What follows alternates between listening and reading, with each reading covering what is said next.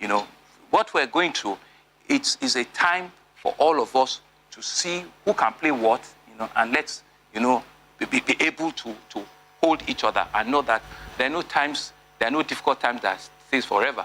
Even spiritually, there are times of famine, yes. Right? I mean, so it is that time in which we need to just pull back, you know, weather the storm, and then believe that, I mean, things will turn around. No situation stays forever, but it's the ability to weather the storm during those difficult times that truly, really defines, you know, mankind and humanity.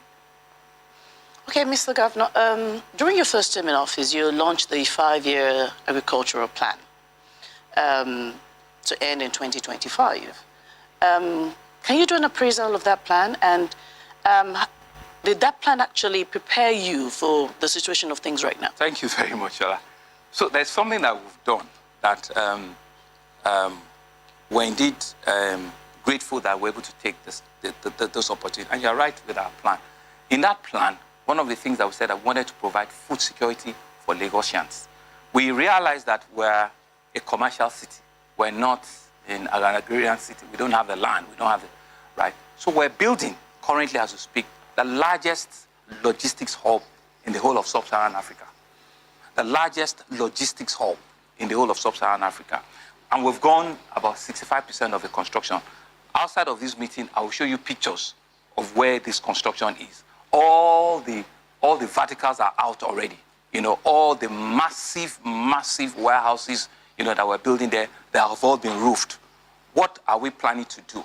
We're planning to build a storage facility, cold, dry facility that can help push, when we have things that push produce and product to our citizens, using that hub as a receiver, you know, of large produce. So we're going to be having even trading, you know, facilities there.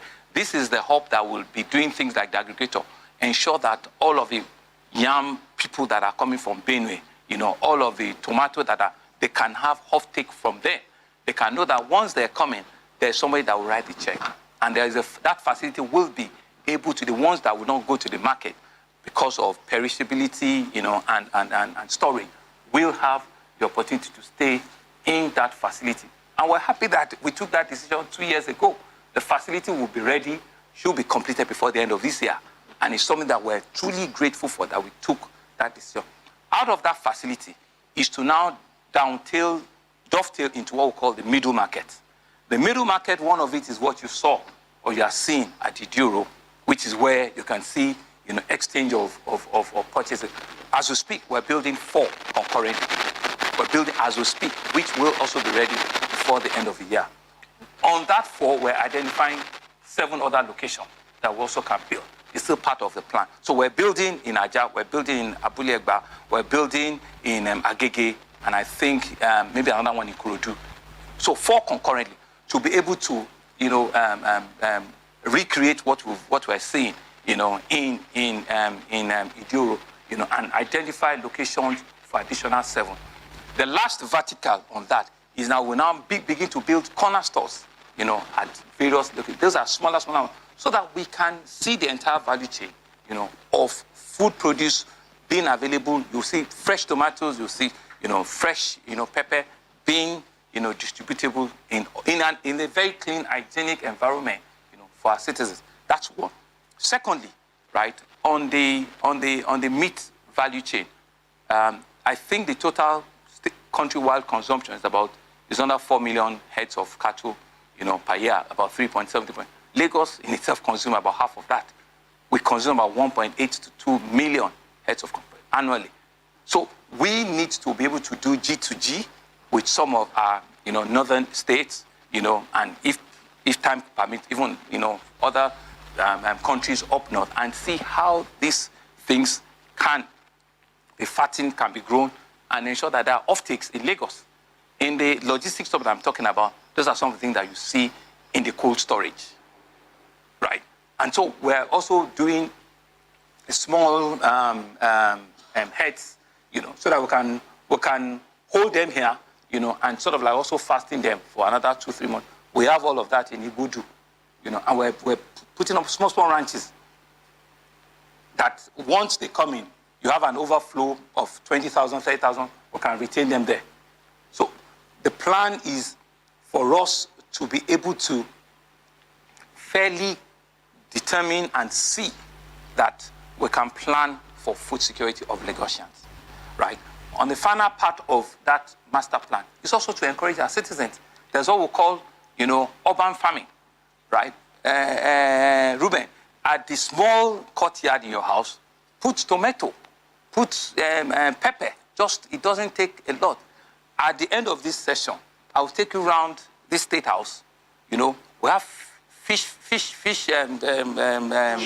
pond here. We rear chicken that produces egg. Yeah. We attempted scenery to grow snails. That didn't survive. First it couldn't survive it because of the ants that came down. We have small ones that grow fertile.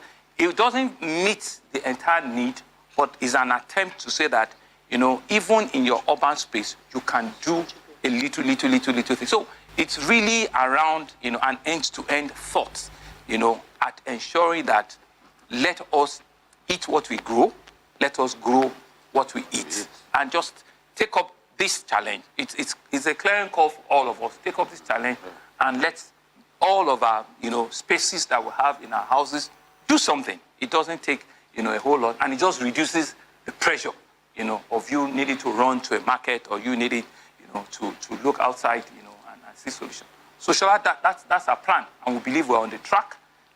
By end of next year, we'll review it. All of these markets that I talked about will have been, up and running already, and we'll see what are the additional things that we need to add in or take away from it. I've listened to the various interventions across various areas that you have talked about. But there is a certain contradiction that I think maybe you help explain to our people, which is about your government's program with regard to urban regeneration or urban renewal. Some people say, in terms of their reaction, that those programs that they have seen look like an assault, one, against the poor. All this clearing of under bridges, all this closure of business places, at a time when inflation is over 30%. And then the demolition of houses and some structures that some people say will seem to be targeted against non-indigenous.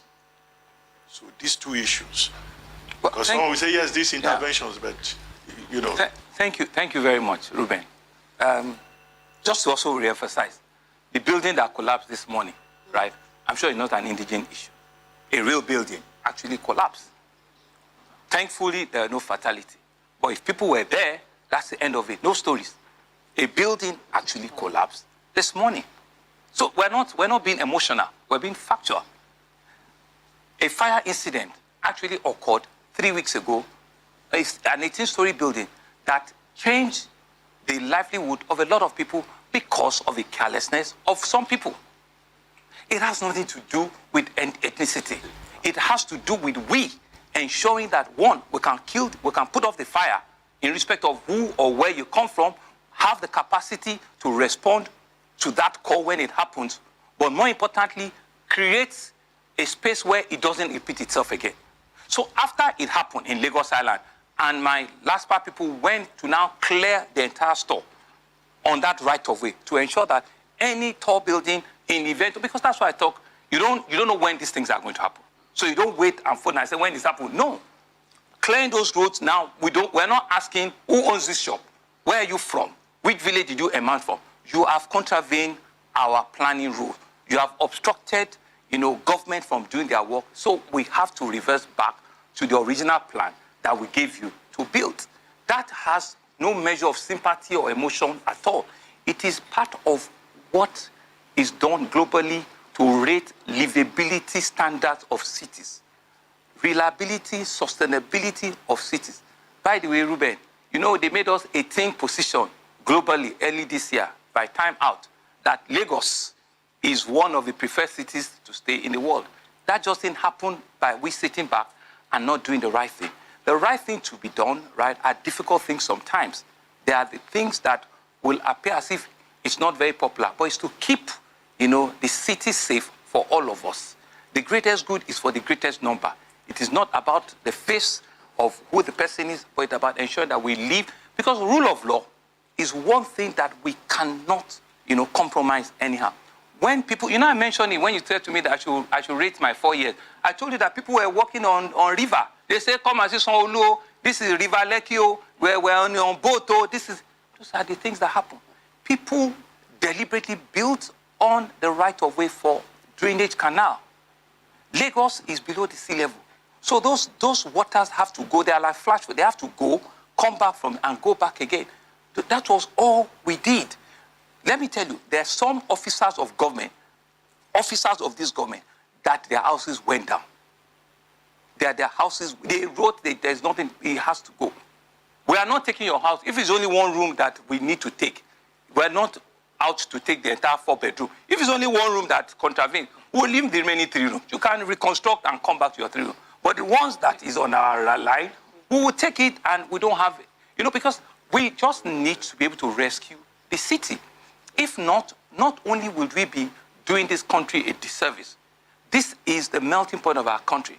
It controls 65% of international traffic.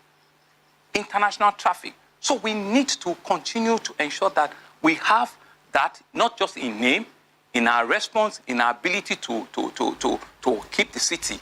We went around clearing, saw what we took away from Ijora, Obalende, and rest of it. We've done a massive rail infrastructure. Underneath that rail, you see people on government spaces, and these are the kind of things that we see with traffic robbery. Some of them, come up and rob people on a co-bridge.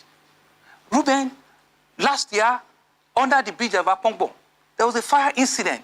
It shut down that bridge for 9 months. We cannot, no government will fold their arms and let that kind of a thing happen. For 9 months, killed economic activity and the rest of it. So for us to go back and clear it is for us to do it over and over and again, and for people to know that under the bridges, and these are we cannot even have money to build those infrastructures again. We don't. So we have to protect what we have to ensure that these buildings can last 100 years, 120 years. So we will not, in fact, we've just started, but what I can assure you is that nobody will unwillingly be attacked by virtue of race, gender, color, ethnicity. That I can put on the table and say that, please, if you know of any, I will be the first that will apologize in the event of such thing happen, but we will make amends, immediately. We will never allow things like that to determine who we are and how we govern the space. But it is really for all of us to understand that we're all cohabiting here, and we need to jointly respect, the rules, of our cohabitation. That's all we're about, and that's what we're trying to do. So Mr. Governor, this measure that sounds reactive, maybe is speaking to systemic failure. And I mean, these buildings are already up. It's either somebody in the system is complicit of not doing their job, or there's clear inefficiency. So I would like you to speak to that particular one, so that it's not a question of the building going up and it comes down. It shouldn't come up in the first place. Then the second part is the issue of arbitrary increase in rent in Lagos State. I also like you to speak to that, because sometimes it goes off the roof. It looks like we're building an elitist society. Well, thank you very much. And I will be the first to agree, even publicly, that you are right with that observation. Some could be just complete, fault on our part, that we did not, do the needful on time to ensure that those buildings did not even come up, in the first instance. So we take responsibility, but the fact that we're inefficient doesn't also make it right. So we'll come back and correct what has happened. There was a time in which the Lekki corridor, right, was the fastest real estate development in the whole world. Then it came down to be in Africa. It was growing at a rate in which we have to start raising to catch up with it. And it is the measure of what people perceive as prosperity. It's a measure of what people think as the future of what they want. And you cannot stop, human migration.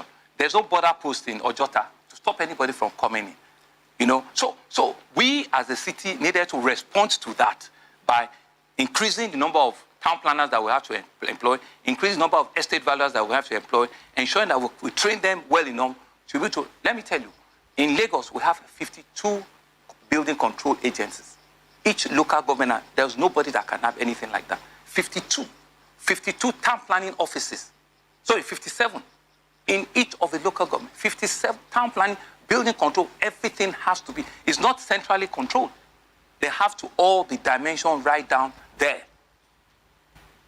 So what you see is fine.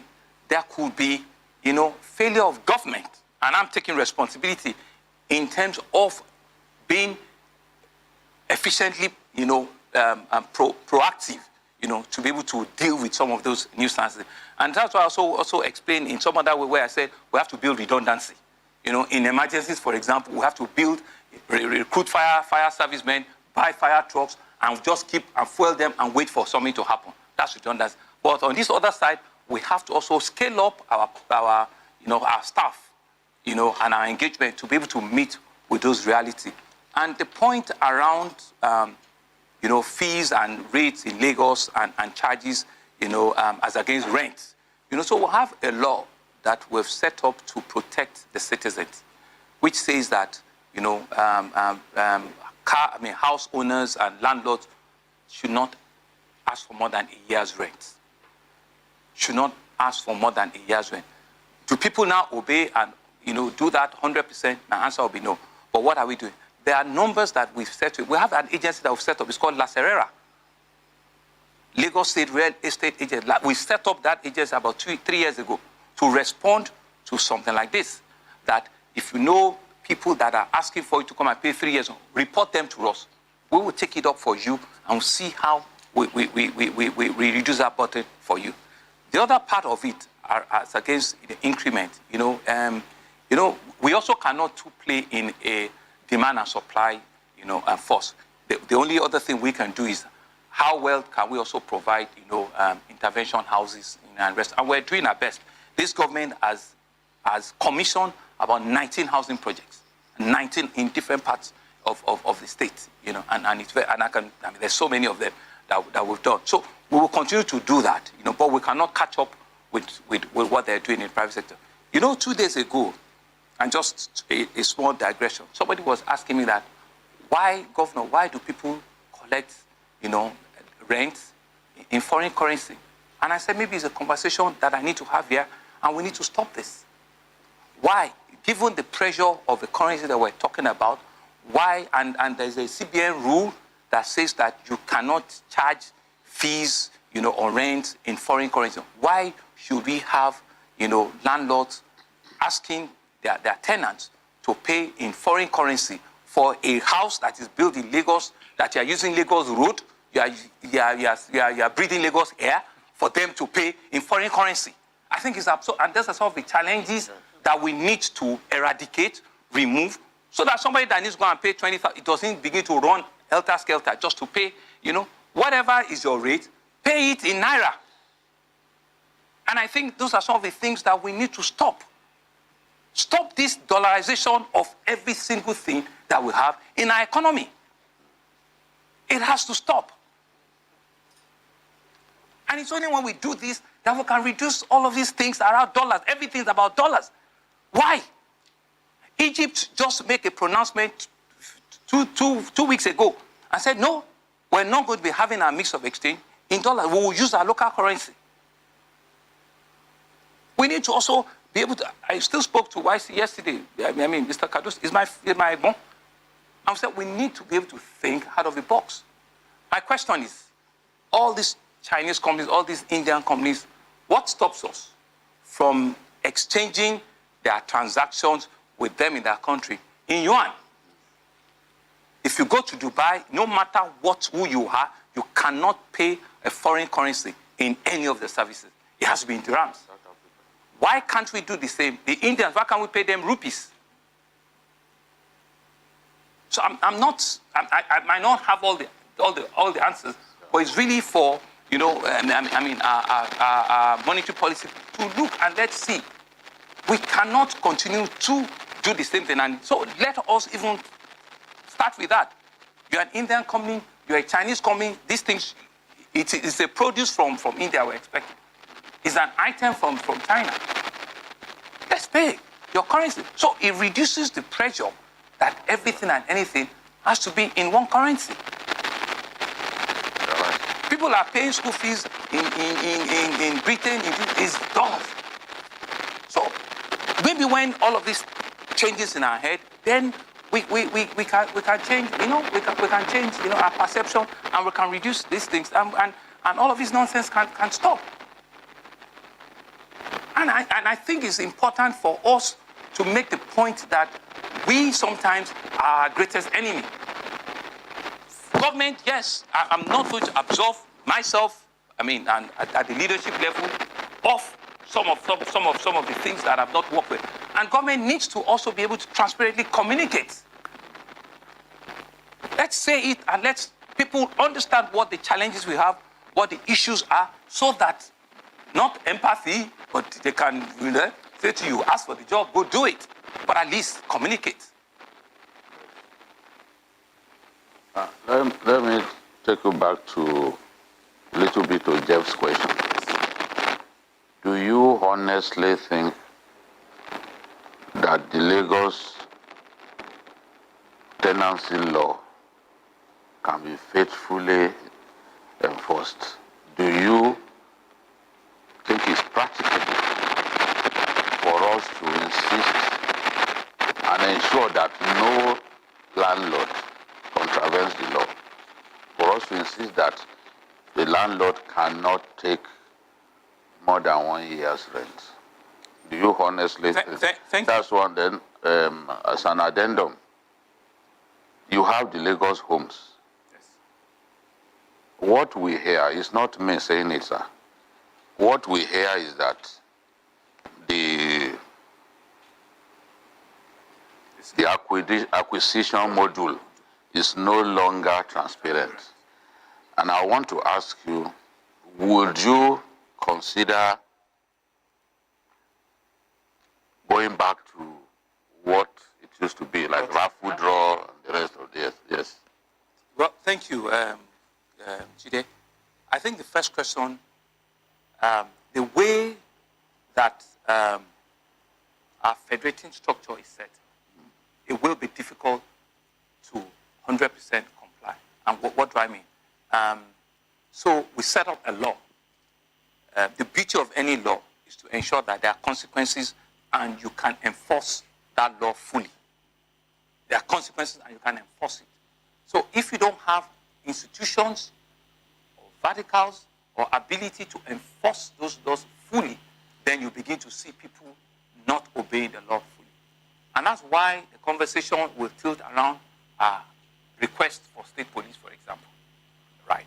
If that, which I hear that we're considering very seriously, if that comes to bear, and I have a city like this, and I know that for me to be able to have a city that I'll be proud of, I need to have 50,000 policemen in different forms, being able to go and ensure that our laws are fully implemented in whatever form, right?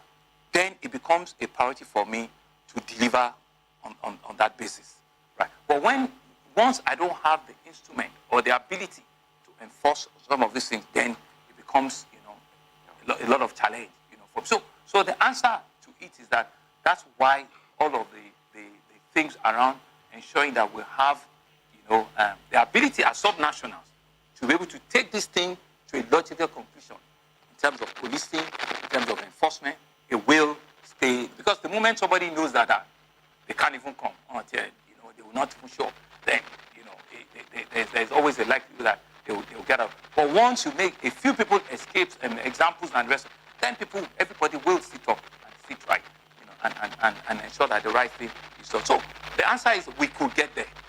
We could get there if all of these things, change in the course of time. Because I know that, one of the greatest things that help development, in nation is rule of law. I'm not a lawyer, but I know too well that once people can respect and obey and understand that there are consequences for action, then people will think twice.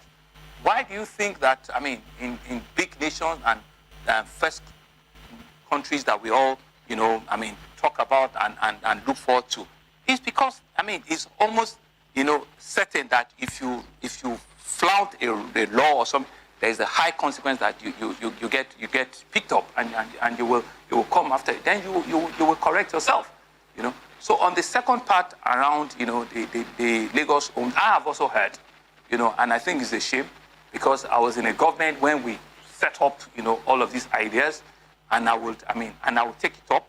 I will not come here and say that, it's all 100% and that, no, it has not been, a big challenge.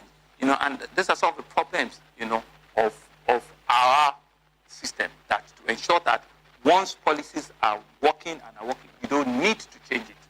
You don't have to begin to want to tinker with it. I know that we usually do like a transparent, you meet some criteria, then there's a transparent, lottery process that throws you up. So the general manager maybe needs another job, because it's also a call, to reflect.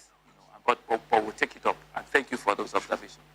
Thank you. Okay, Mr. Governor, permit me, because Jide took you through that route, so I would like to just find out what's your take on state policing? Well, like I said, I'm an advocate for it. I believe we needed it like yesterday. And so the interesting thing there is we have what we call the neighborhood watch. Ruben were together at the Security Trust Fund, board, and we both served, diligently, and I imagine honorably on that board. Dr. Abati, thank you very much for your service at that time. But that neighborhood watch is still functional, and we're happy.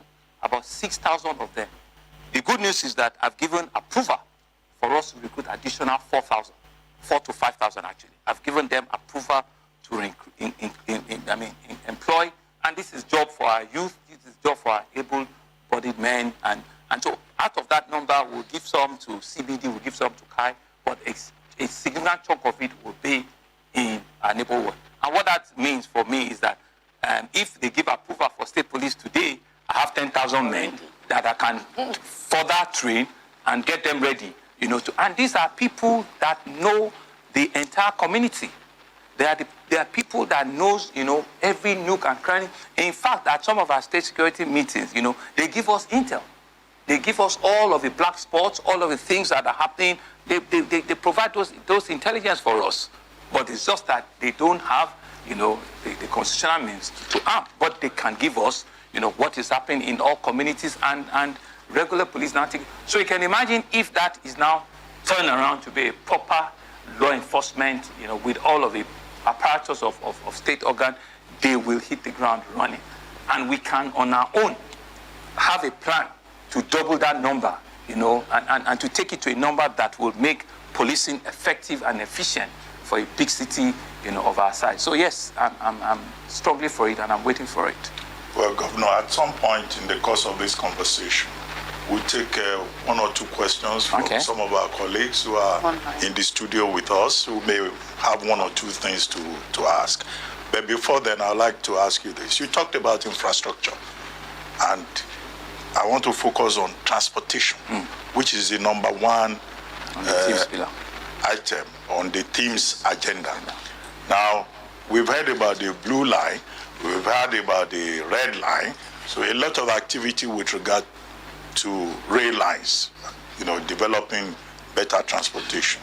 And then recently you talked about the Fourth Mainland Bridge, which, some people are not sure you will be able to complete within the remaining period in this second term. But a major concern is the condition of the inner roads in Lagos State. When you go to places like Ojodu, Aboru, even in Ogba, Abule Egba, you live in Isheri? No, no. Okay, or Isheri, as he has mentioned. Those inner roads are not in good shape. Okay, in Ogba. Yes. So why are the inner roads neglected? Well, thank you, Ruben. And first, to go to the transportation infrastructure that you talked about, I'm happy we've been able to advance, a lot more resource in that area. And if I might use this opportunity to say again, this government is excited that we will be commissioning, the Red Line rail infrastructure. In fact, exactly a week today, on the 29th of February, by Mr. President himself. He has graciously agreed to honor us with his presence. And the reasons are not too far-fetched. Lamata, which is the arm of the Lagos state that started it about 20 years ago, coincidentally and fortuitously, Mr. President was the governor in the state that set up Lamata. So, in a way, this is his baby that has lived to an age that he also needs to be proud of.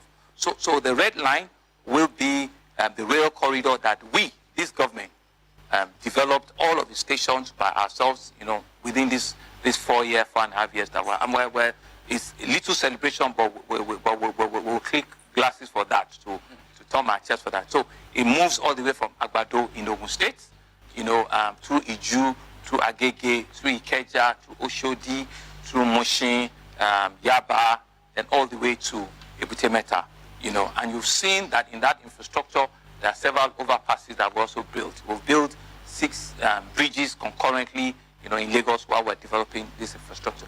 The phase 2 of the Red Line, because what you see in rail infrastructure is it must connect themselves. So the phase 2 of the Red Line will take off from Ebute Metta and will do an elevation and go and meet the Blue Line at the National Theatre. So we've done the design for it. It was meant to come to Marina before, but the cost and the level of